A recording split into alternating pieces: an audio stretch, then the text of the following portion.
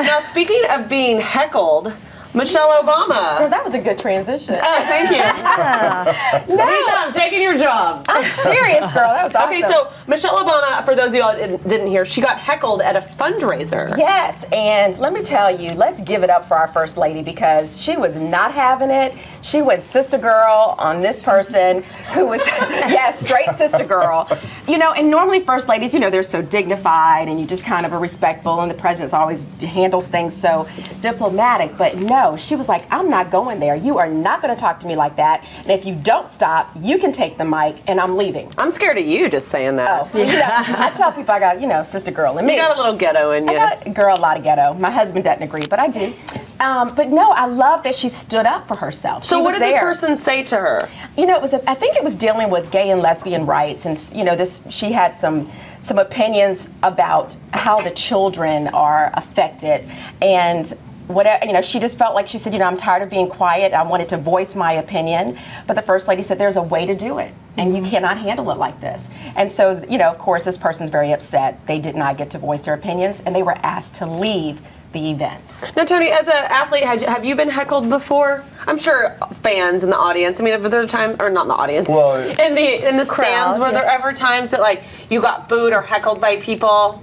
Well, it's you hear a lot of profanity, I'll tell you that. But one thing I don't understand is how do they allow these people in an event where Michelle Obama's at, and once they get there, they think this is a platform for them to give their opinion. Right. So it's a lack of respect, but in our game, you don't hear anything. I mean, it's kind of the vibe that you have, if you will, when people are yelling at you and saying all this profanity and how much they hate you, your mom, talking about your mother. Talk about your wife, your children. That's a different story. Talk about your wife, your children, it's a little different. And obviously you talk about your mom. But you just kind of tune it out, and somebody kind of motivates you a little bit, gives you a little bit more energy. You said, bring it on. I want to hear more. Yeah. Right.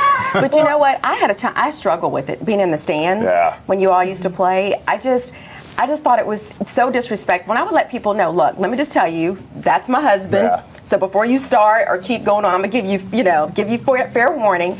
And typically, once they knew, they would respect me. But they really do hammer you guys up there. You just can't hear. I always tell my wife, do not sit in the stands. Yeah. If you want to enjoy the game, but you don't want to hear anything because people, they give their opinion. I don't care if they're the best quarterback. Everyone thinks they're an armchair quarterback. They can do it better.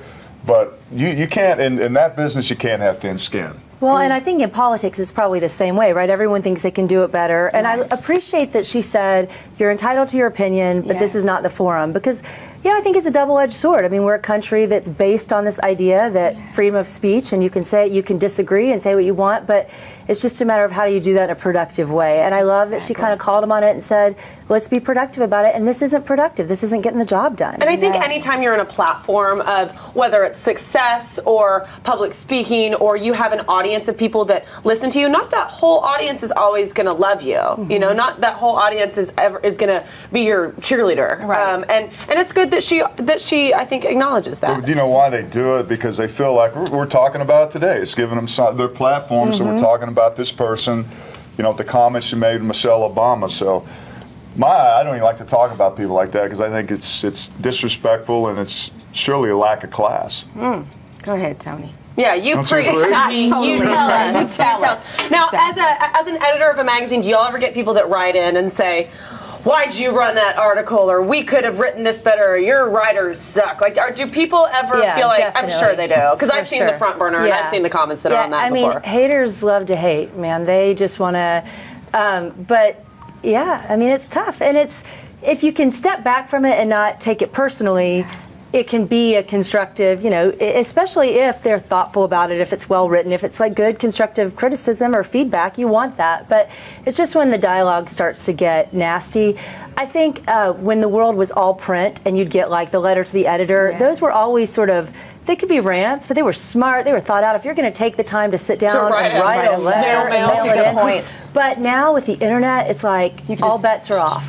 You can be anonymous, you can say whatever you want, and there's just this sense of like, you can dash it off without thinking about it, hit comment, and you get to hide behind this veil, and it's sort of cowardly. It's changed the dialogue for sure. Do you and think I'm sure we'll you ever experienced that with the blog? Oh, I do. I have. Yeah. It's really funny. I was telling a girlfriend of mine this the other day. There's one IP address that the same person will write in probably close to 20 different comments about how much she hates me, but she does it from different names. So like she thinks that I think that it's Ashley and Brittany and Tiffany and all these several people that Yeah. hate me when it's coming from one IP address. Yeah. So I've got your IP Yeah. address. Just We can so you always know. track I your know IP it's all address. you. Right. They Yeah. call that a coward. Yeah. Yeah, So exactly. that's funny to me. And really quick, and I think that we need to stop responding to Yeah. it. I know we talked about this a lot, but I don't think that it even, like, Does it do any good? no, it doesn't. If anything, I think it keeps it going. And I used to be like that. I used to love calling haters out. Like, and now I'm just to the Yes. point that I'm like,